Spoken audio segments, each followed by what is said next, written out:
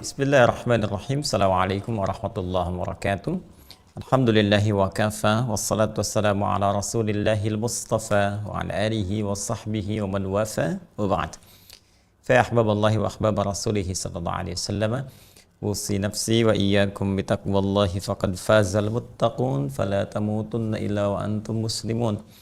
Faqala ta'ala ya ayyuhalladzina amanu taqullaha haqqa tuqatih wa la tamutunna illa wa antum muslimun. Kita bermohon pada Allah Subhanahu wa taala semoga seluruh amal ibadah kita yang telah ditunaikan sampai dengan hari ini berkenan diterima oleh Allah Subhanahu wa taala, pun doa-doa kita mudah-mudahan segera dikabulkan oleh Allah dengan pengabulan terbaik, dan mudah-mudahan apa yang kita harapkan juga diijabah oleh Allah Subhanahu wa taala, khususnya ampunan-ampunan Allah dan rahmatnya. Insyaallah, amin ya rabbal alamin. Teman-teman dimanapun Anda berada, hari ini kita akan coba lanjutkan pelajaran kita terkait dengan sifat salat Nabi Sallallahu Alaihi Wasallam. Penting saya ingatkan bahwa materi ini akan menjadi kebutuhan pokok bagi setiap muslim, karena salat adalah ibadah pokok yang kita tunaikan setiap hari. Dan benarnya salat akan menentukan berbagai hal yang terkait dengan kehidupan kita baik dunia ataupun akhirat. Bahwa sholat bisa mempercepat terkabulnya doa, sholat memberikan ketenangan kepada jiwa, sholat menjadi jembatan kesuksesan dan kebahagiaan kita, sholat bisa merubah perilaku kita menjadi lebih baik.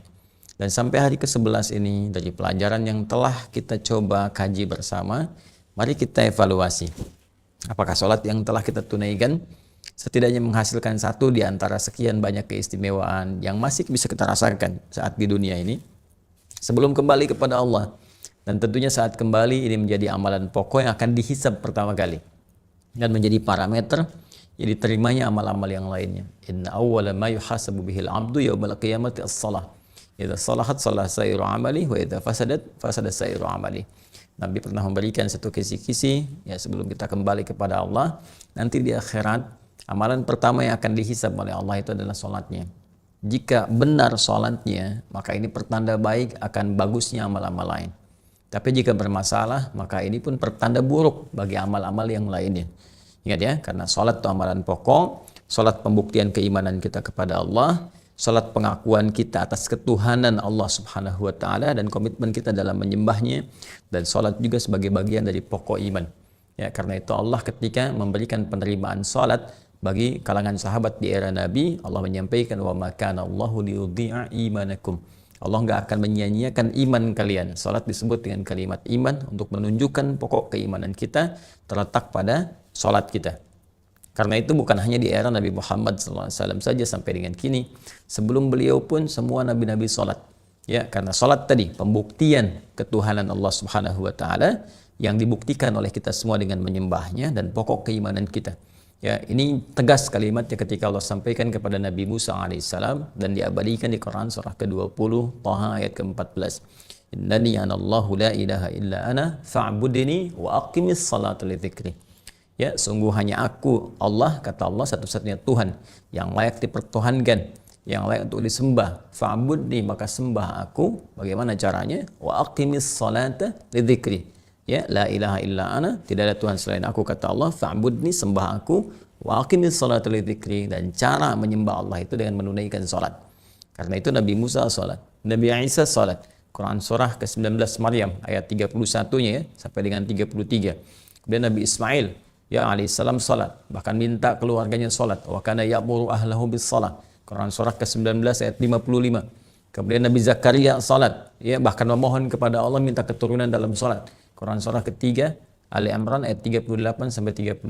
Jadi demikian semua mendapatkan risalah untuk menyembah Allah, menuhankan Allah dan mengabdi kepada Allah lewat salat. Dan yang paling sempurna cara menunaikannya adalah di eranya syariat Nabi Muhammad SAW yang kita praktikkan sampai dengan saat ini. Nah, hanya apakah praktek salat yang kita kerjakan benar seperti yang ditunjukkan Nabi? Itu yang coba kita belajar untuk menyempurnakan setiap hari, bukan sekedar menggugurkan kewajiban, sehingga kita bisa menikmati penghambaan kita kepada Allah dalam salat. Ya, baik itu dalam konteks kita menyembah Allah, merasakan ketenangan di jiwa, merasakan kita sedang menghadap, pun demikian mendapatkan feedback dari salat itu seperti yang pernah kita uraikan. Alhamdulillah teman-teman sekalian, kita sudah bahas bahwa penyebab orang-orang sulit mendapatkan hal-hal yang tadi disebutkan, ya baik itu ketenangan, doa terkabul, merubah perilaku, itu ada dua penyebabnya yang paling utama. Seperti pernah kita uraikan. Yang pertama, kebanyakan juga ada yang tidak khusyuk, ya. Saya pernah sampaikan di Al-Baqarah ayat 45 sampai 46. Mohon izin berkenan menyimak kembali di pelajaran sebelumnya. Kemudian yang kedua, ya ada juga indikasi orang sholat tidak mengerti, tidak paham apa yang dia baca dan dia lakukan dalam sholatnya. Dan ini banyak. Alhamdulillah di pertemuan yang lalu pembahasan kita sudah sampai kepada pembahasan takbir. Ya, sudah sampai kepada pembahasan takbir. Baik dari caranya, kemudian bacaannya, pun juga dengan hikmah atau esensinya. Dan ini nanti akan kita bawa terus. Ya, karena dalam fiqih ini yang coba kita akan hadirkan semua. Nanti baik takbir, baik nanti iftitah atau istiftah, kemudian roko, sujud dan sebagainya, kita akan bahas dari pendekatan tiga hal ini. Ya, ini yang coba kita akan tampilkan.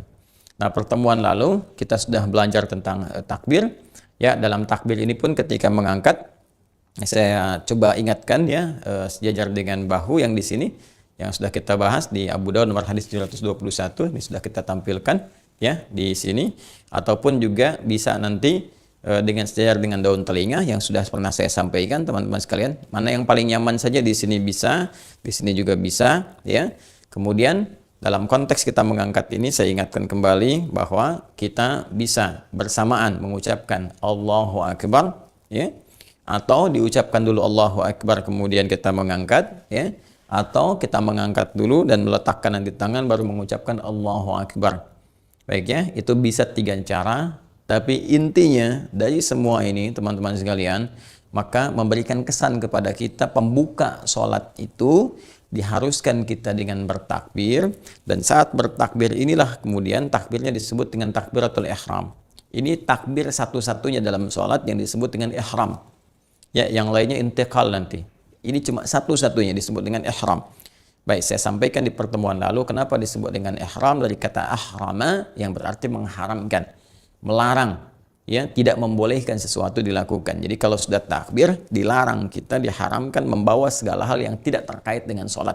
Jadi buang semua urusan dunia ke belakang, buang semua yang tidak terkait dengan sholat ke belakang, kecuali yang akan kita mohonkan kepada Allah, apa yang akan kita mintakan. Ya, ini kemudian kita bertakbir, buang, jangan dibawa. Yang repot kan ketika takbir semua masih dibawa, kan? Sehingga ini yang dimanfaatkan oleh setan untuk menggoda. Karena itu saya ingatkan lagi, ada setan spesifik namanya khanzab ya, atau yang ada yang menyebut juga dengan khinzib, tulisannya sama, cuma ada yang menyebut khanzab, ada yang menyebut khinzib. Dia yang memberikan was-was, ya, memberikan was-was saat kita mulai takbir. Kalau nggak percaya silakan, sebelum sholat begini biasa. Tapi begitu Anda mulai bertakbir, kemudian mulai ya takbir selesai, itu datang was-was. Ya, dia mulai berwas-was dan memberikan kepada kita gambaran-gambaran. Kalau redaksi riwayatnya mengatakan bima ma'na fayaqulu udhkur kadza udhkur kadza. Ya, fayaqulu syaitanu, maka setan mulai membisikkan was-was udhkur kadza udhkur kadza. Ingat ini, ingat ini. Hatta la yash'ural musalli kam rakatan yusalli. Sampai orang sholat itu ada yang tidak sadar berapa rakaat sedang menunaikan sholatnya. Ada ya kondisi itu ya pernah kita alami. Nah, maka dalam konteks ini kita bertakbir, jangan dibawa urusan dunia-dunia yang tidak penting, yang tidak terkait dengan sholat. Buang. Ya. Nah, saat mengangkat ini pula bersamaan di sini, ya kalau kita melihat kepada beberapa riwayat-riwayat yang sampai, nah, di sini ada proses juga menghadirkan niat dalam sholat. Ya, jadi kalau di misalnya kan Al-Imam Syafi'i mengatakan niyatu mahalluha fil qalbi ya muqtarinan bit takbir. Jadi niat itu tempatnya di dalam hati, kemudian bersamaan dengan kita bertakbir. Jadi begitu kita mengucapkan Allahu Akbar, kan? Ya, Allah Maha Besar, kita menerjemahkan Allah Maha Besar, hati kita meresapi, kemudian di hati kita meniatkan, ya diarahkan mau kemana sholat ini. Kalau di dalam bahasa hati kita misalnya, ya Allah, saya ingin meniatkan sholat untuk menunaikan sholat zuhur 4 rakaat, kan? Jadi begitu kita bertakbir, nah ini mau maghrib misalnya kan, kita takbir Allah, ini kan bersamaan dengan kita mengucapkan Allahu Akbar, hati kita mengarahkan, ya Allah, saya meniatkan sholat ini untuk sholat maghrib 3 rakaat karenamu, kan? Nah, kalau di bahasa Arab kan, maka bahasanya munculnya di hati kita, usalli misalnya fardha al-maghribi 3 rakaat lillahi ta'ala. Itu di hati kita. Jadi bersamaan kita mengangkat, ya di hati kita niatkan, mengarahkan yang dimaksudkan sholatnya sholat apa. Ya, walaupun ada sebagian ulama meluaskan, kalau sudah adzan maghrib ya pasti salat maghrib, ya. Kalau sudah adzan zuhur pasti salat zuhur. Tapi tidak begitu juga, perkara luas ini akan didetailkan kembali. Ya, coba bagaimana Anda bisa memastikan demikian? Kan ada juga orang jamaah, ya, ada juga orang sholat sunnah dulu. Coba apa bedanya sholat sunnah sebelum subuh dengan sholat subuh? Sama-sama 2 rakaat, sama-sama di waktu subuh. Ya, qabliyah subuh kan setelah adzan berkumandang selesai, qabliyah subuh dulu, baru sholat subuh dulu. Apa yang membedakan antara pertama sunnah dengan fardu? Padahal sama-sama rakaatnya 2, ya, sama-sama bahkan gerakannya dan sebagainya, yang membedakan niatnya. Karena itu niat nanti untuk takhsisul ibadah, untuk mengkhususkan ibadah apa yang mau dikerjakan. Ya, sama persis dengan jamak juga. Ya, misalnya jamaknya kamil nih, zuhur dengan asar 4-4, ya kan? Apa yang membedakan keduanya? Ya, niat. Jadi niat itu pertama bisa membedakan antara rutinitas dengan ibadah, yang kedua membedakan ibadah satu dengan ibadah yang lainnya. Jelas ya? Nah, sama persis dengan puasa juga. Ya, di hari-hari puasa sunnah misalnya ada Senin Kamis, ada puasa Daud. Terus Anda mau pilih yang mana? Niat yang membedakan. Maka ketika bertakbir itu, ya Allahu Akbar, kemudian kita ucapkan Allahu Akbar, ya pikiran menerjemahkan Allah Maha Besar, di hati kita mengarahkan, ya ini salatnya kita tujukan salat apa sekarang ini, ya. Jadi kalau kita katakan misalnya Allahu Akbar di hati kita, ya, jadi kita sambil mengatakan saya Allah meniatkan salat maghrib 3 rakaat karenamu, atau usalli fardal maghribi 3 rakaatin lillahi ta'ala, itu kan. Nah, baik, sekarang kita akan coba teruskan. Ketika tangannya sudah diangkat, ya Allahu Akbar, hati kita mengarahkan kemudian kemana arah salat kita. Kemudian pikiran kita menerjemahkan Allah Maha Besar dan kita merasakan bagaimana kebesaran Allah. Dan juga di sini kita kembali mengevaluasi pada diri kita, ya. Selama ini kadang-kadang kita merasa angkuh, merasa besar, merasa sombong di hadapan orang, merasa yang lebih hebat, dan sekarang kita berada di hadapan Allah membawa itu semua, ya. Nah, itu hadirkan suasana itu dan tangan kita mulai mengangkat. Sekarang lanjutannya adalah dari sini kemana praktek caranya itu berlangsung. Tangannya apakah begini atau diteruskan disimpan, seperti apa caranya? Adakah bacaannya mengiringi dan apa hikmahnya? Nah, ini yang coba kita akan lanjutkan bahasan di pertemuan kali ini. Baik teman-teman sekalian, kita kembali akan melihat kepada rumusan hadis-hadis Nabi Sallallahu Alaihi Wasallam untuk melihat bagaimana Nabi menunjukkan kepada kita dan mengarahkan tentunya praktikal salat, karena diikat dengan ketentuan beliau Sallallahu Alaihi Wasallam, sallu kama ra'aitumuni usalli, salatlah kalian persis seperti melihat aku salat, untuk mendapatkan apa yang kita coba harapkan di awal-awal jumpa kita itu. Nah, sekarang kita akan bahas tentang posisi tangan. Ya, ini yang kemarin. Sekarang kita akan bahas posisi tangan, ya, pasca takbir. Pasca takbir. Ya, di mana tangan itu diletakkan, ya, di mana tangan itu diletakkan. Nah, ini yang coba kita akan uraikan. Yuk kita cek dulu dalam kitabnya. Ya, kita kembali kepada referensi di kitab-kitab hadis. Nah, ini saya bawakan hari ini masih dengan Sunan Abu Daud. Nah, ini juga ada Sunan Nasai. Ya, ini yang Sunan Abu Daud yang biasa kita bacakan. Yang ini nanti ada Sunan An-Nasai yang kemarin sempat saya sebutkan, ya. Di An-Nasai ini kitabnya, jadi kita coba hadirkan untuk bisa memberikan wawasan, ya. Saya coba tampilkan yang Sunan Abu Daud dulu, ya, yang ini, karena ini kami juga lebih sistematis dalam penyusunannya, dan serial pembahasannya, tematiknya itu lebih terukur, ya. Jadi coba kita nanti lihat, dan untuk penguat nanti kita bisa lihat kitab-kitab yang lainnya.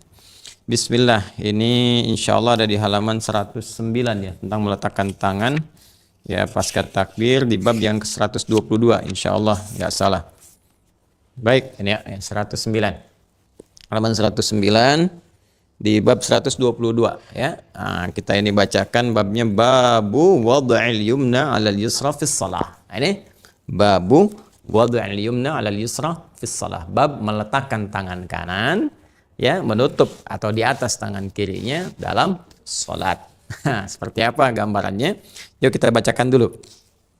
Kita lihat nomor hadis 754. Qala haddatsana Nasr ibn Ali akhbarana Abu Ahmad 'anil Ala ibn Salih an Zur'ah ibn Abdurrahman qala sami'tu ibn Zubairi yaqulu safful qadamaini wa wad'ul yadi 'ala al-yadi min as-sunnah. Ya. Jadi Ibnu Zubair menyampaikan bahwa safful qadamaini, ya, rapatnya, lurusnya, teraturnya saf di kedua telapak kaki itu, wad'ul yadi 'alal yadi, dan meletakkan tangan di atas tangan, minas sunnah, termasuk sunnah. Ya, yang dimaksudkan dalam salat. Status hadis ini dijelaskan oleh Imam Abu Daud, ini dhaif status hadisnya.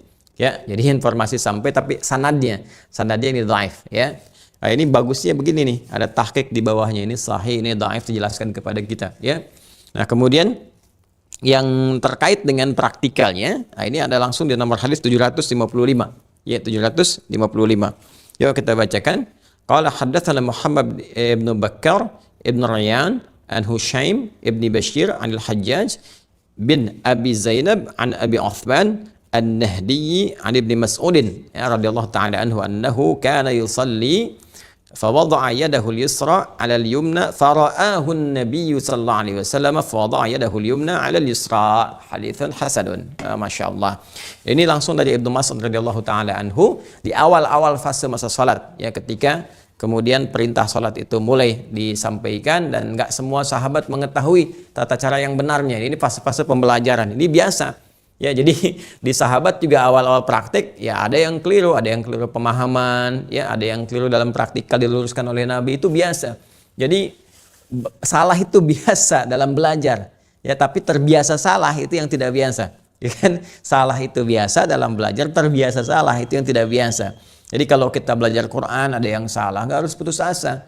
Ya, menghafal ada yang belum sampai, nggak harus putus asa. Kita coba lagi tingkatkan, belajar lagi. Dan ketika kita belajar meningkat dalam ibadah, pahala dituliskan lagi. Ya, termasuk Khalid bin Rafi Az-Zuraiki pernah salah diluruskan oleh Nabi, biasa saja. Ya, kemudian juga nanti di sini ada Ibnu Mas'ud radhiyallahu taala anhu, ahli Quran, bacaan Qurannya bagus. Nah, pernah di awal masa salat karena nggak sempat mendapatkan pengetahuan yang lengkap gitu kan, hanya coba menunaikan perintah salat, dilihat dan kemudian dipraktikkan seperti apa nabinya salat, informasi yang sampai kepada beliau tidak seutuhnya, kemudian sempat beliau bertakbir. Nah, ini meletakkan yang kirinya di atas kanannya begini. Nah, Nabi melihat, ketika Nabi melihat ada yang tidak tepat diluruskan oleh Nabi, maka Nabi langsung meluruskannya dengan meletakkan yang kanan, ya, tangannya Ibnu Mas'ud radhiyallahu taala anhu di atas yang kirinya. Jadi yang kanan di atas yang kiri. Nah, ini hadisnya hasan statusnya. Hadis hasan itu masuk dalam golongan hadis sahih, yang membedakan cuma nanti di dhabit, ingatan, ya. Hadis sahih itu kan definisinya mattasala isnaduhu ya binaqlil adid dhabiti anil adid dhabiti min ghairi syudzudin wala illatin qadihah. Yang bersambung pertama sanadnya dulu. Jadi untuk menentukan hadis sahih itu teman-teman sekalian, pertama biasanya ke sanad. Ya, jadi ada dua ilmu nanti untuk ilmu hadis ini, yang paling pokok itu sanad dengan matan, ya, dirayah wa riwayah. Jadi kalau sanad untuk menentukan benar nggak nih sumbernya dari Nabi, ditelusuri orangnya tuh, dan itu kualifikasinya ketat. Ya, nanti kalau misalnya tengah-tengah putus, nah jadi turun statusnya, bisa dhaif, ya, bisa mu'dhal misalnya, kan. Terus nanti ada yang di awalnya putus, lompat, ada yang langsung lompat ke sahabat, ya, di marfu itu, ada yang seperti itu. Ya, jadi nanti akan menentukan kualitas hadis. Di sini kita kenal istilah-istilah hadis itu ada dhaif, ya, misalnya dibagi lagi nanti ada mungkar, maudhu', ya, ada matruk dan seterusnya. Ya, turunannya juga jadi banyak lagi. Nah, ada lagi yang terkait dengan misalnya kekuatan hafalan, disebut dengan dhabit. Ya, dhabit ini kalau misalnya semuanya benar nih, ya, sanad tersambung keseluruhannya, bagus. Kemudian juga di sini misalnya tidak ada illat, ya, nggak ada persoalan di orangnya. Jadi sanad tersambung semua, tapi orangnya punya masalah. Ya, misalnya orangnya diduga bertindak yang tidak pantas, maka hadisnya akan turun kualitas, bahkan bisa jadi mungkar.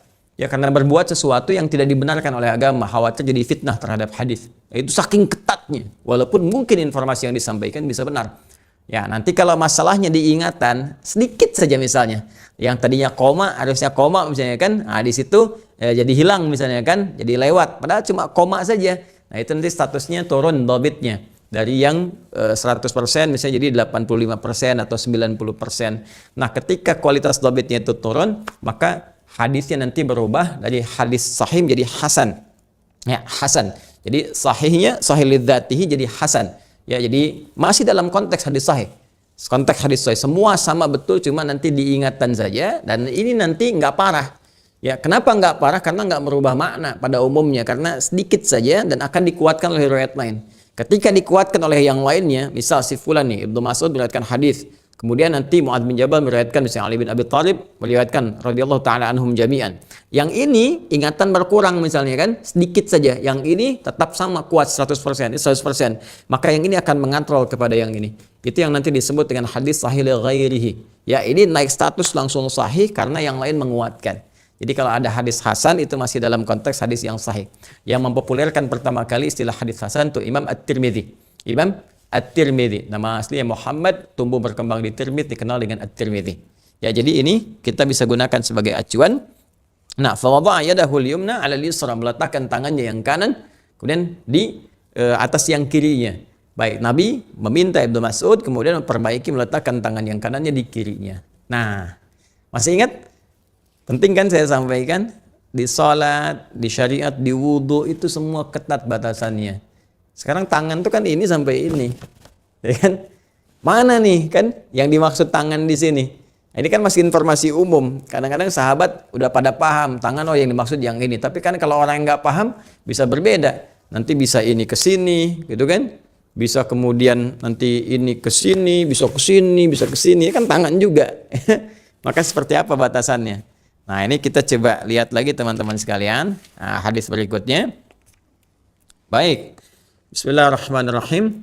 Qala haddatsana Muhammad ibn Mahjub, haddatsana Hafiz ibn Ghiyath an Abdurrahman ibn Ishaq an Ziyad ibn Zaid an Abi Juhayf an Ali radhiyallahu ta'ala anhu karramallahu wajhahu qala min as-sunnati wad'ul kaffi 'ala al-kaffi fi as-salati tahta as-sirrati. Ya kan? Ini hadisnya dari sahabat Ali bin Abi Thalib karramallahu wajhah. Beliau menyampaikan tafsir pertama dari sahabat Ali, minas sunnati, termasuk dari sunnah, artinya mengikuti Nabi sallallahu alaihi wasallam, wad'ul kaffi 'alal kaffi. Ya, meletakkan ini telapak tangan yang ini. Telapak tangan yang kanan di punggungnya yang kiri. Ya, jadi yang ini telapak ini yang pertama, letakkan di punggung yang kiri ini. Kemudian meletakkannya nanti di bawah pusar. Ya, ini bagian yang pertama. Cuma sayang nanti kualitas hadisnya dhaif. Hadisnya dhaif. Ya, yang dhaifnya itu yang terkait dengan pusarnya. Ya, nanti kita akan lihat. Termasuk informasi yang disampaikan sanad, dari segi sanad itu dhaif. Ya, nanti kita akan lihat. Jadi yang kita ambil pertama kali, informasi pertama, jadi telapak bertemu dengan punggung di sini ya. Baik, mari kita teruskan lagi. Nah, ini kita ambil misalnya yang selanjutnya. Langsung saja ya. Qala Abu Hurairah akhdhul kaffi 'ala al-akuffi, akhdhul akuffi 'ala al-akuffi fi as-salati tahta as-sirrati. Qala Abu Daud sami'tu Ahmad ibn Hanbal yudha'ifu Abdurrahman ibn Ishaq al-Kufi. Jadi kenapa penyebabnya yang tadi diletakkan di telapak ketemu punggung, diletakkan di bawah pusar itu dhaif? Ya, ini Imam Ahmad bin Hanbal itu mendhaifkan Abdurrahman bin Ishaq al-Kufi. Jadi ada seorang rawi bernama Abdurrahman bin Ishaq al-Kufi, itu orangnya bermasalah sehingga hadisnya pun ikut bermasalah. Nah, lanjutannya ini yang kemudian kita bisa jadikan acuan. Haddatsana qala Abu Taubah haddatsana al-Haytham ya'ni Abi Humaid an Thawr an Sulaiman ibn Musa an Tawus qala kana Rasulullah sallallahu alaihi wasallam yada'u yadahu al-yumna 'ala yadihi al-yusra thumma yashuddu bainahuma 'ala sadrihi wa huwa fi shalah wa huwa fi salah. Nah, jadi teman-teman sekalian, di sini kalau kita teruskan nanti kita juga bisa ambil dari yang An-Nasa'i, hadis riwayat Muslim, nanti untuk mempersingkat saja, untuk mempercepat supaya apa yang kita sampaikan singkat kultum dalam menjelang buka ini bisa lebih efektif. Jadi nanti secara singkat ada 3 bagian yang bisa kita letakkan dalam konteks kita bertakbir ya, untuk meletakkan tangan. Jadi yang pertama begini, sudah diangkat. Pertama meletakkan ini, teman-teman sekalian, telapak yang ini di punggung yang kiri, telapak yang kanan di punggung yang kiri begini. Ya, jelas ya? 1. Kemudian yang kedua, rusghun ala rusgin, rusghun ala rusgin. Ini pergelangan ini di pergelangan yang ini. Jadi mengangkat ini pergelangan ke sini. Jelas ya? Nah, tapi langsung ya, jangan diukur dulu misalnya Allah. Tidak ya. Jadi langsung ya Allahu Akbar ini ya. Nah, yang ketiga Sa'id. Sa'id itu di sini ya. Nggak sampai ke sini. Kalau sini mirfaq. Ya, di sini. Nah, antara ini sampai dengan ke sini. Ya, jadi begini. Dilebihkan sedikit lah paling gampang. Jadi telapak ini letakkan di sini. Paling gampang di sini. Dan nggak nyampe ke sini. Justru ini nanti ada riwayat mengatakan dikecam. Nabi tidak menyukai orang salat dengan seperti orang sombong dalam bertakbir. Yang dimaksud sombong itu ada yang menafsirkan meletakkan telapaknya di siku begini. Ya, seperti ngawasin proyek kan begini. Itu ya, mendorin proyek gitu. Ini kan sedang menghadap Allah, ya. Awas hati-hati nih, sedang di puncak misalnya subuh-subuh dingin luar biasa. Allahu Akbar gini kita. Nah, itu tidak. Tetap di sini 3 posisi. 1 di sini, 2 di sini, 3 agak lewat ke sini di sini. Ya, jadi silahkan pilih mana yang nyaman di sini atau di sini. Nanti hadisnya spesifik. Ini hadisnya sahih, ya. Nah, cuma nanti perbedaannya ketika sudah meletakkan seperti ini, letakkannya di mana? Ya, apakah tadi di bawah pusar? Yang disebutkan hadis riwayat Ali bin Abi Thalib, ya kan? Ataukah kemudian dari Taus, kan? Diletakkannya di dada. Dada itu sebelah mana? Apakah yang ini? Apakah yang ini? Gitu kan? Nah, itu yang kita lihat teman-teman sekalian. Nah, dari 2 perbandingan ini, saya penting sampaikan dulu asal mula ketika mengangkat ini seperti ini, itu asal mulanya irsal, begini. Irsal itu tidak meletakkan sama sekali. Jadi begini asal mulanya di awal-awal masa salat. Ya, seperti ini teman-teman sekalian. Ulangi ya, jadi bertakbir Allahu Akbar nih seperti ini. Ini nanti riwayatnya banyak diriwayatkan oleh Imam Malik. Jadi di Malikiyah ya, rahimahullah jami'an. Di Malikiyah itu kalau Anda misalnya melihat nanti ada orang salat begini, Masjidil Haram misalnya kan, takbir Allahu Akbar. Nah, itu Maliki. Jadi mengambil hadis dari Nabi riwayat Imam Malik. Nanti dipraktekkan misalnya ada di Tripoli di Libya ada, di Tunisia ada, dan di Aljazair ada, nyebrang dikit ke Italia ada, ya Spanyol, ya itu Maliki rata-rata. Jadi begitu mereka salat Allahu Akbar begini. Ya kalau sedang di Masjidil Haram ada yang begini, jangan diajak ngobrol pas sedang salat. Ya Allahu Akbar. Oh man, how are you? Dia sedang salat. Ya jangan diajak ngobrol. Jadi ini dia begini. Ya, dan ini jangan ditafsirkan juga Syiah. Ya, jangan tafsir setiap yang begini Syiah. Tuh, Syiah gitu. Ya, bukan, belum tentu Syiah. Ya, nanti Syiah bisa dibedakan saat prakteknya ketahuan dalam sujud dan duduk di antara 2 sujud. Itu ketahuan sekali. Bedanya di situ nanti ya. Ada yang nyimpan kemudian batu atau bagian dari tanah Karbala, tentu ada yang kemudian nepak-nepak di antara 2 sujud, itu akan kelihatan. Ya, tapi ke dalam takbir seperti ini, Sunni juga ada yang begini, itu mazhab Maliki. Kemudian yang bertakbir mengangkat tadi yang saya terangkan, diangkat dan diletakkan. Dan ini pertama kali di sini, begini atau begini. Maka riwayatnya di sini teman-teman sekalian agak luas sekali dan ada perbedaan pendapat di kalangan para ulama. Yang pertama, ada yang menyebutkan di sini di perut dan ada yang di bawah perut yang tadi kita sampaikan. Ya, rata-rata di bawah perut yang riwayat Ali bin Abi Thalib tadi, Abu Hurairah, tapi sayang didoaifkan karena sanadnya. Ya, bukan karena matanya tapi karena sanadnya. Tapi untuk kehati-hatian, status ini kemudian menjadi perluasan di kalangan para ulama dan ada yang memilih untuk mengambil riwayat yang paling kuat. Ya, nanti kita lihat maknanya. Jadi ini yang pertama di sini. Ya. Yang kedua, teman-teman sekalian, di dada. Dan ingat betul baik-baik. Dada itu, teman-teman sekalian, di dalam konteks bahasa Arab itu ada yang spesifik penekanannya disebut dengan sodrun. Ya, ada yang sodrun. Ya, sodrun, ada yang nahrun. Nahrun itu yang sebelah atas, yang dekat ke leher.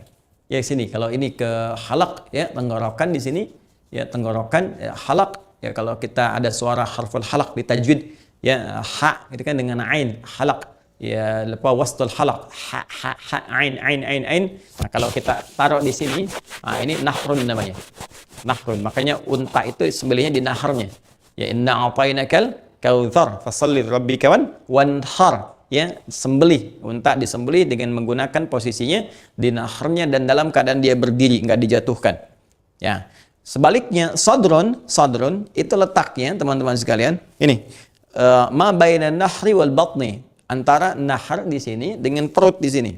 Ya, jadi kalau untuk spesifik laki-laki kurang lebih di sinilah posisinya nih.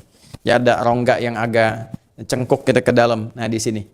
Ya, jadi kalau kita takbir Allahu Akbar letakkan di sini. Ya. Jelas ya?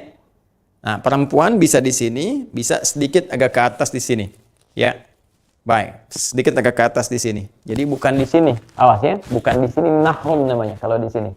Kalau kita turunkan ke sini sodrun. Ini batas paling atasnya sodrun. Nah, batas paling pertengahannya pasnya di sini. Ya, ada rongga yang ada cengkuk di sini antara perut dengan ke sini. Ya, ada rongga cengkuk di sini. Ya, nanti kita bisa letakkan di sini. Nah, ini namanya sodrun. Jelas ya? Sodrun. Nah, saya pribadi lebih memilih untuk menguatkan yang hadis riwayat yang di Sodrun ini. Karena lebih dekat ke pemaknaan hikmahnya, ke esensinya. Nah, apa pasalnya, apa penyebabnya? Perhatikan baik-baik. Kalau kita kaitkan dengan hadis-hadis terkait dengan praktek sholat, secara keseluruhan, konteks umumnya dalam rangka bertakbir, kita akan temukan. Perhatikan baik-baik. Bukankah Nabi memberikan isyarat kepada kita bahwa saat seseorang mulai bertakbir, setan itu mulai menggoda, memberikan was-was kan? Dan setannya namanya khanzib, gitu kan? Khanzib, gini. Ada yang menyebut khanzab, ada yang menyebut khanzib. Dia ini ya. Yang selalu memberikan was-was kepada kita, mengingatkan sesuatu di luar konteks sholat. Ya Allahu Akbar, ingat handphone, ingat ini, ingat itu, ingat mobil, ingat jemuran belum diangkat. Ini nih oknumnya. Ini oknumnya, ini kita perlu taklukkan. Sedangkan dia, setan itu kan fungsinya memberikan was-was. Dan was-was itu ditanamkan ke dalam kolbu, ke dalam jiwa kita, ke hati kita. Nah, ya, di dalam kolbu ini ada nafas, teman-teman sekalian. Jiwa, yang dimaksud jiwa itu nafas, ya. Nafas. Jadi nafas ini nanti punya dua unsur lagi, yang paling kecil kayak atom persis deh. Ya, ada atom tuh kan ada proton, ada neutron dan sebagainya. Ya. Jadi kalau di atom tubuh kita itu nafas namanya. Di sini ada positif, seperti atom positif disebut dengan takwa. Ya, ada negatif, ya. Negatif disebut dengan fujur. Tuh, ini rumusnya di Quran surah 91 Asy-Syams ayat 7 sampai 10. Wa nafsi wa ma sawaha fa alhamaha fujuraha wa taqwaha. Nah, ini karena ini saling berlawanan, ini baik, ya ini yang negatif, ya cenderung kepada hal yang kontradiktif dengan ini sehingga selalu bergejolak. Sehingga di tubuh kita tuh suka ada gejolak dalam jiwa kita. Ya, gejolak. Kadang-kadang mau sholat Allahu Akbar, sekarang, apakah sekarang atau nanti ya, atau ini kerjakan ini dulu, atau jawab handphone dulu dan sebagainya. Nah itu pergolakan ini. Sesuatu yang bergolak disebut dengan kolbu secara cepat. Ya, makanya ini nafas tempatnya disebut dengan kolbu. Tempatnya nafas disebut kolbu. Jadi kalau kita detilkan, dalam nafas ada takwa, ada fujur, kemudian di nafas ini tempatnya ada di kolbu, tempat besarnya. Kolbu ini tempatnya ada di sodrun.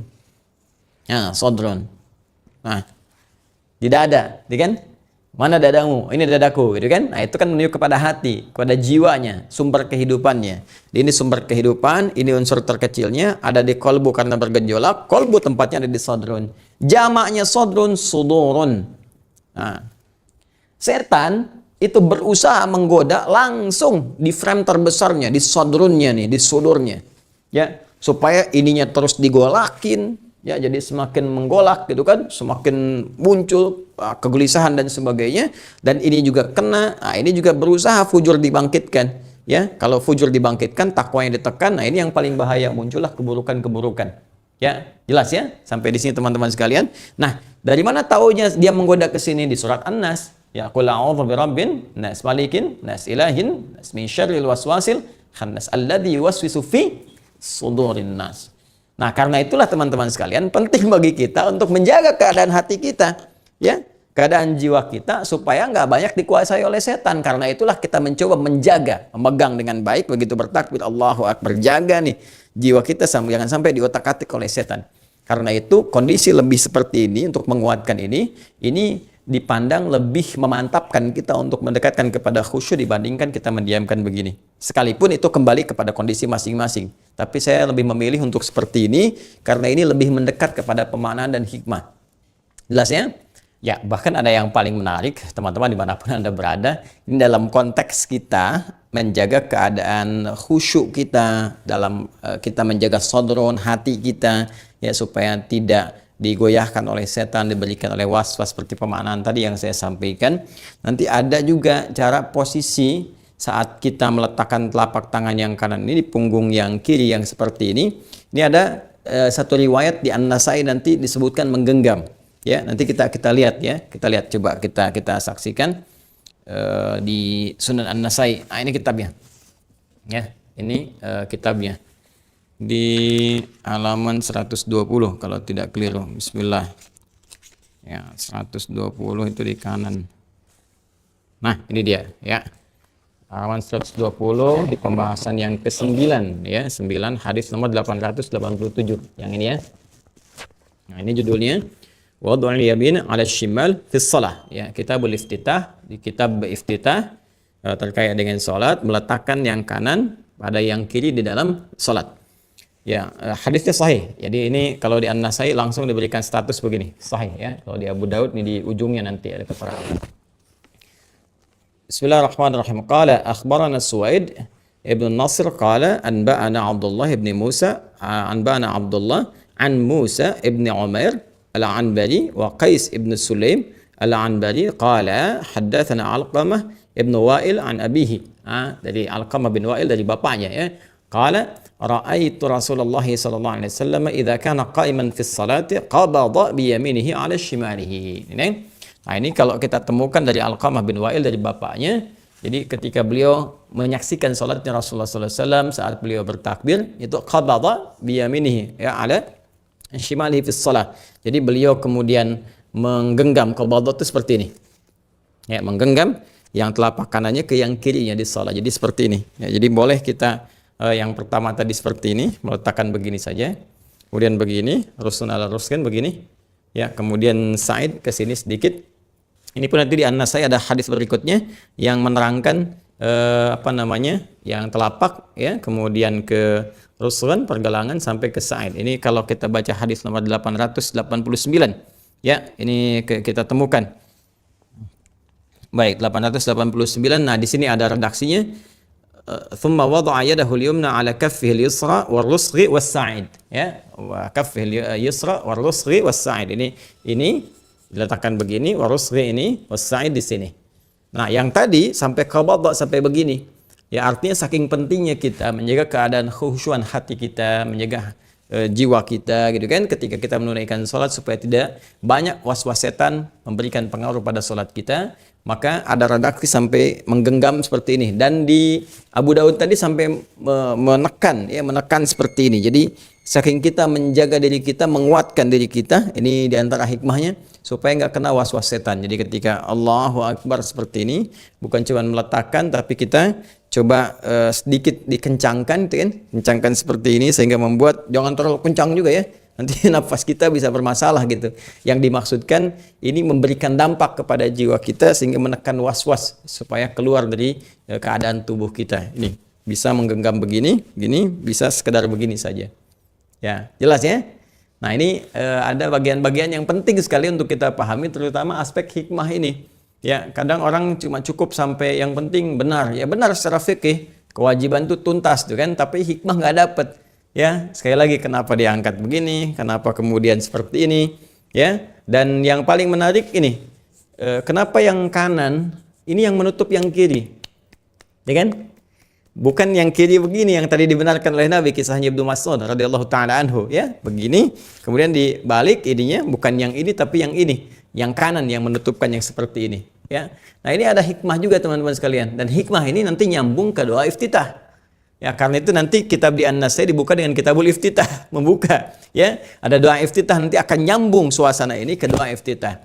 Apa itu? Ini refleksinya begini, gambarannya. Ini agak jarang ya didapatkan informasi seperti ini, kita harus menggali dengan cukup banyak ya.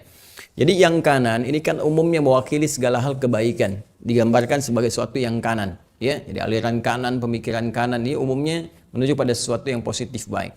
Yang kiri sesuatu gambaran yang kurang baik lah ya, visualisasinya seperti itu, antitesis dari yang kanan tadi.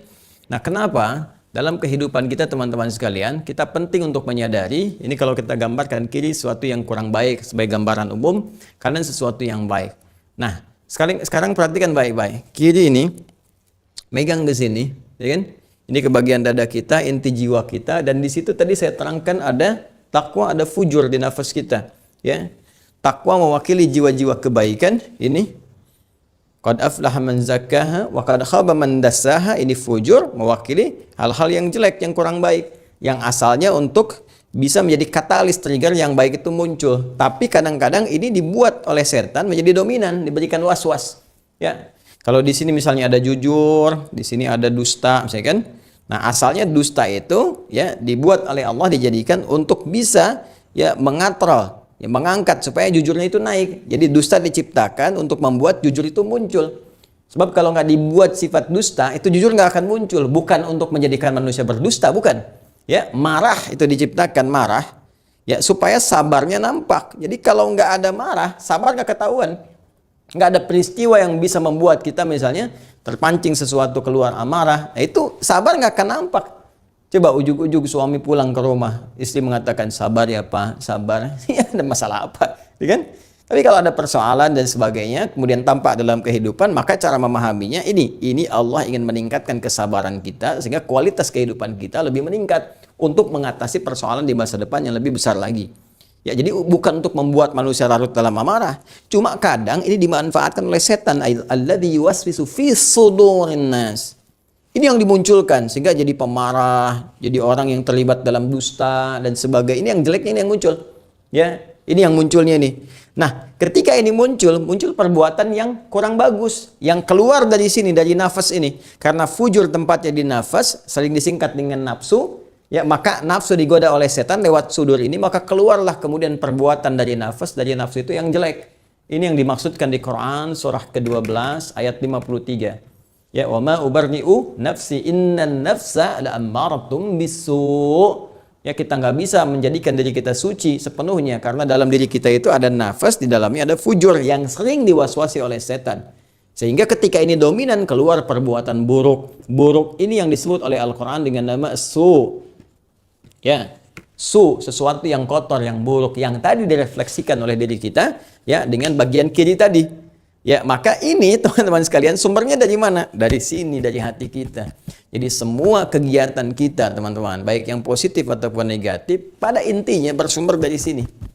Dan ini yang disebutkan di hadis Nabi SAW. Nanti dalam hadis yang lain, sahih kualitasnya, Nabi menyampaikan, Inna fil jasadi mudghatan, idza salahat salahal jasadu kullu, wa idza fasadat fasadal jasadu kullu, ala wahiyal qalbu. Ini, tadi saya sebutkan. Dalam diri kita itu, ya, ada inti kehidupan di manusia yang menentukan perilaku kehidupan manusia. Kalau dia bagus, maka bagus semua perilakunya. Karena dia akan memberi sinyal pada seluruh anggota tubuh untuk bersikap, ya kan? Kalau dia jelek, maka akan jelek. Ya, semua sikap dari anggota tubuh itu pancarannya ada di situ. Ala wahyal qalbu, kata Nabi, itulah qalbu seseorang. Dan di qalbu ini maksudnya apa? Ada nafas. Di nafas ini ada apa? Ada takwa. Jadi kalau takwa yang memberikan sinyal, nih yang baik dari jiwa kita yang baik yang keluar, jadi pancarkan ke tangan, tangan berbuat baik, ke wajah, wajah bersikap yang mulia, ke lisan, lisan bicara yang baik. Kalau dipancarkan dari kolbu kita, dari nafasnya takwa. Tapi kalau yang jelek, fujur tadi, keluar dari nafsunya, keluar, maka jelek pula keseluruhannya. Ala wahyal qalbu. Makanya dalam sholat, ini isyaratnya adalah segala sesuatu yang jelek dalam kehidupan kita itu seringkali bersumber dari sini. Ini yang harus kita jaga. Ya, ini yang harus kita jaga, ini yang harus kita kendalikan. Jadi kalau nggak mampu mengendalikan jiwa kita, hati kita, maka keluarlah sesuatu yang kotor, sesuatu yang buruk. Ya, dan direfleksikan teman-teman sekalian, buruk kan dengan yang kiri ini. Dalam sholat kan kita bertobat, ingat ya, kita bertobat. Ya, maka itu cara taubat yang baik adalah salah satunya gantilah yang jelek ini dengan sesuatu yang baik. Ini gambaran dengan yang kanan. Tutupi yang jelek dengan perbuatan baik. Ya. Ittaqillaha haitsu ma kunta wa atbi sayyi'atil hasanata wa atbi sayyi'atal hasanata tamhuha. Ya, bertakwalah kepada Allah dimanapun kau berada, kata Nabi SAW. Ya, dan cara bertakwa itu mengoreksi dirimu, tutupi segala yang jelek itu dengan yang baik, maka yang baik ini akan menutup yang burukmu dan keluarlah kebiasaan baik dalam kehidupan. Ya, ini yang dimaksudkan dalam hadis lain, as-salawatu ila salawat, kan, wal jumu'atu ila jumu'ati wa ramadan ila ramadan kafaratun lima bainahunna. Salat yang ditunaikan dengan baik dari salat satu ke salat yang lainnya, Jumat ke Jumat, Ramadan ke Ramadan, akan menggugurkan kejelekan-kejelekan ya yang muncul pada diri kita itu ya dunal kabair, malam takudil kabair, sepanjang bukan dosa besar yang harus ditobati. Ini yang menjadikan tanha 'anil fahsyai wal munkar, merubah perilaku menjadi baik. Karena saat sholat dia sadar, dia membawa keburukan, kan? Dia membawa kejelekan selama hidupnya, terus dia menghadap Allah sekarang, mungkin wafat saat sholat.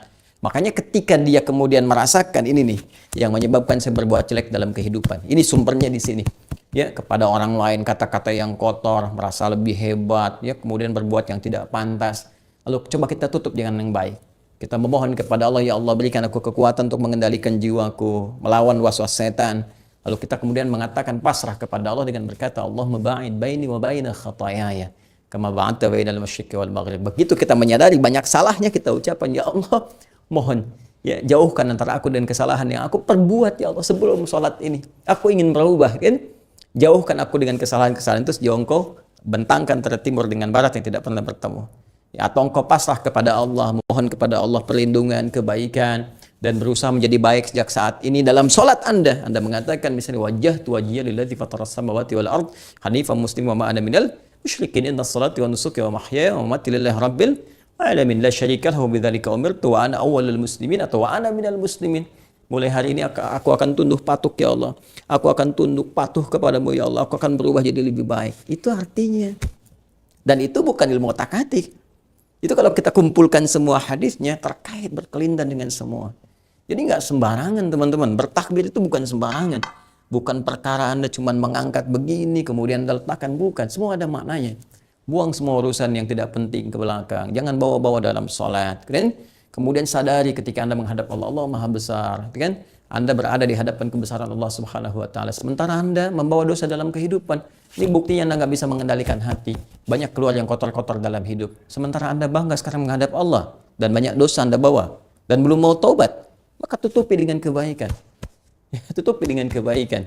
Ya, mulai hari ini bertobatlah kepada Allah, akui dosa-dosa, kan? Bagaimana doa Anda bisa dikabulkan? Anda minta dalam sholat, minta banyak hal, mau dikabulkan, sementara maksiat masih banyak. Taubat dulu, John. Taubat dulu. Tutupi dulu dengan yang baik seperti ini. Ya, berjanji kepada Allah, genggam ini untuk menguatkan tekad kita. Itu maknanya. Ya, makanya ada beberapa kejadian yang terjadi dan turun ayat kemudian yang membenarkan peristiwa ini untuk menghapuskan dosa. Ya, contoh misalnya asbabun nuzul Quran surah ke-11 Hud ayat 114. Itu kan ada orang berbuat salah, terus dia minta dihukum kepada Nabi. Nabi dia mendekati waktu sholat. Ya, begitu kemudian selesai sholat, dia pun ikut sholat. Ya, terus dia minta lagi dihukum kepada Nabi. Turunlah Quran surah ke-11 Hud ayat 114. Aqimis salata tarafain nahar wa zulafan minal lail innal hasanati yudhhibnas sayyiat. Kan? Tunaikan sholat ya di kedua waktu siang, kemudian sampai dengan malam, maksudnya dari mulai zuhur sampai dengan ke asar, subuh sampai dengan ke asar, itu kan dua waktu bentangan, sampai dengan ke malam, maghrib ke isya. Innal hasanati, semua perbuatan baik itu, sholat itu disebut hasanah, jamanya hasanat. Semua sholat ini itu menjadi hasanat. Kata Allah langsung, yudhibnas sayyiat, yang seharusnya ketika ditunaikan dia menggugurkan, menghilangkan semua yang jelek-jelek. Jadi kalau kita benar sholat ya kita bertekad, ini hilang kebiasaan jelek ini, ditutup pada yang baik. Ya. Ya, dan ini dimunculkan juga oleh Al-Imam An-Nawawi dalam Al-Arba'innya. Hadis-hadis tadi, cuman kadang ketika membahas itu nggak nyampe karena nggak dikaitkan dengan pembahasan ini. Ya, seperti yang tentang inna fil jasadi kan di nomor yang ke-6. Terus ittaqillaha haitsu ma kunta nomor ke-18 itu kan ada kan? Ittaqillaha haitsu ma kunta wa atbi sayyi'atal hasanata tamhuha. Itu ada dari Muaz bin Jabal gitu kan radhiyallahu taala anhu, ya. Nah, jadi hal-hal yang semacam ini teman-teman sekalian ini penting untuk kita bahas sehingga kualitas sholat kita menjadi berubah lebih baik. Ya, dari mulai bertakbir, ingat tadi ya, kemudian meletakkan tangan, semua ada makna, tangan digenggam itu maksudnya apa, kemudian kita bertekad bagaimana dan seperti apa membacakannya. Ya, dan penting saya koreksi dalam beberapa praktikal ini yang saya temukan. Ya, dalam referensi hadis yang kita kemudian bahas, saya belum menemukan yang seperti ini misalnya. Contoh ya, bertakbir Allahu Akbar simpannya di sini. Nah, ini saya nggak dapat riwayatnya. Ya, Allahu Akbar. Ini saya nggak dapat. Ya, bahkan mohon maaf, saking sulitnya saya menemukan, jangankan di kitab sahih, di kitab hadis palsu pun saya nggak ketemu. Ya, jadi saking palsunya pemalsu hadis pun tidak tertarik memasukkan hadis ini karena memang susah nggak nemukan gitu. Ya, yang ada di sini paling kan, yang ada di sini misalnya atau di sini. Nah, di antara itu semua saya lebih menguatkan yang tidak ada. Ya, sadrun di sini. Ya, dengan catatan apa? Catatan tadi makna yang telah kita uraikan dari Al-Qur'an, dari hadis, korelasi dan praktek Nabi sallallahu alaihi wasallam. Ya, pun demikian yang misalnya yang seperti ini, mohon izin ya, saya tidak bermaksud menyalahkan ya, tapi saya nggak menemukan dalil referensi, jangankan di yang saya di kitab palsu pun nggak saya temukan. Jadi jangan terlalu repot gitu kan, yang ada aja yang kita praktekkan, nggak usah terlalu kreatif gitu kan. Kemudian yang mengangkat seperti ini, ya ini yang saya temukan sekali begini gitu kan. Nah, jadi saya tidak menemukan juga misalnya yang seperti ini, memutar begini. Ya, nah saya belum temukan yang Allahu Akbar. Nah, ini saya nggak temukan. ya. Mungkin ini agak keseleo pemahaman. Keseleo pemahaman tuh maksudnya begini. Tadi kan ada praktek Ibnu Mas'ud itu kan, radhiyallahu taala anhu, yang tadinya di kiri begini kan. Kiri begini, kemudian teman-teman sekalian oleh Nabi dibetulkan, bukan di sini tapi yang ini yang masuk begini. Ya, jadi sebagian ada yang mempraktekkan begini, terus gini gitu ya. Nah, itu mungkin mencoba memadukan hadis tapi caranya nggak tepat. Justru Nabi meluruskan, bukan ingin dipraktekkan begitu lagi. Jadi langsung aja John, ya takbir Allahu Akbar begini. Jelas ya? Baik, jadi nggak usah diputar lagi begini. Dan nggak usah punya perasaan nggak enak sama Allah, masa kiri dulu, kanan dulu, baru gini. Nggak usah. Ya, jadi sesuai ketentuan saja, sallu kama ra'aitumuni, usalli, takbir, ya langsung begini. Jadi tidak usah kemudian begini, diputar begini, apalagi angkat kaki sedikit begini gitu ya. Nah itu kita sesuaikan. Ya, kita mencoba mencari referensi ya, walaupun mungkin teman-teman temukan referensinya, alhamdulillah. Tinggal nanti silahkan jadi rujukan mana yang paling kuat. Jadi di sini kita tidak menempatkan dan saling menyalahkan, tidak, tapi lebih kepada menggali. Ayo coba ini dalilnya mana, ini referensinya mana. Dari sini nanti kita kemudian pahami dan gali makna serta esensi dalam kehidupannya. Nah kurang lebih seperti ini pembahasan sampai kita bersedekah. Baru begini nih. Nah kan tadi sudah merasa kan? Sudah merasa banyak salah, pengen ditutupin, pengen apa. Nah sekarang bagaimana memohonnya kepada Allah supaya kesalahan itu digugurkan oleh Allah. Lihat stepnya. Dari mulai takbir, gitu kan? Terus kita bersungguh-sungguh berniat, mengharap ridha Allah, khusyuk. Mungkin ini juga hari terakhir kita kembali bertakbir itu, kemudian meletakkan apa maknanya. Ya, begitu kita buang semua urusan tidak terkait dengan sholat, kita berjanji mengevaluasi diri. Ini kita rasakan banyak salah dalam hidup. Bayangkan apa sih yang salahnya itu? Jangan dulu minta sesuatu tapi kotor. Anda banyak salah sama orang, terus tiba-tiba datang kepada orang itu langsung mau pengen permintaan. Apa dikasih? Ya. Gak mungkin kan? Nah sekarang Anda sama Allah lebih daripada itu. Allah itu Rahman, Rahim, pasti memberi. Tapi kan ada adabnya. Masa ya Anda menghadap Allah punya merasa banyak salah langsung pengen minta dikabulkan? Anda siapa? Ya, maka dari itu kita evaluasi diri. Rasakan, kemudian kita merasakan bahwa ingin menutup dengan kebaikan-kebaikan, ingin kita hilangkan, lalu kita memohon kepada Allah sebelum minta dengan Al-Fatihah itu. Kita ingin memohon bagaimana kesalahannya diampuni, bagaimana dibersihkan oleh Allah sebelum nanti kita berpasrah kepada Allah dan minta segala kebutuhan kita. Ada bacaannya sampai dengan 9 lafaz yang bisa kita pilih dan berdasarkan situasinya. Nah, insya Allah pembahasan itu nanti kita akan teruskan esok hari, teman-teman sekalian. Jadi saya kira kita cukupkan dulu ya untuk pembahasan ini. Jadi ini saya datangkan yang baru. Kemarin Al-Bukhari sudah, Abu Daud, ini Sunan An-Nasai. Nanti kita akan tambah terus ya beberapa yang kalau ada keterkaitan kitabnya. Jadi kita baru takbir, baru meletakkan tangan, ya belum kemudian disambungkan kembali. Semoga Allah berikan kelapangan pada kita untuk bisa menuntaskan pembahasan dengan izin Allah Subhanahu wa taala dan diberikan petunjuk supaya membahas dengan benar, mengamalkan dengan benar dan mendapatkan apa yang Allah janjikan kepada kita semua. Allahumma taqabbal minna innaka antas sami'un 'alim wa tub 'alaina innaka antat tawwabur rahim. Allahumma ij'alna minal musallin waj'alna minal khashi'in waj'alna min ibadikas salihin wa sallallahu ala sayyidina Muhammadin wa ala alihi wa sahbihi ajma'in wa akhiru da'wana alhamdulillahi rabbil alamin. Subhanakallahumma bihamdika nashhadu an la ilaha illa anta nastaghfiruka wa natubu ilaik. Assalamualaikum warahmatullahi wabarakatuh.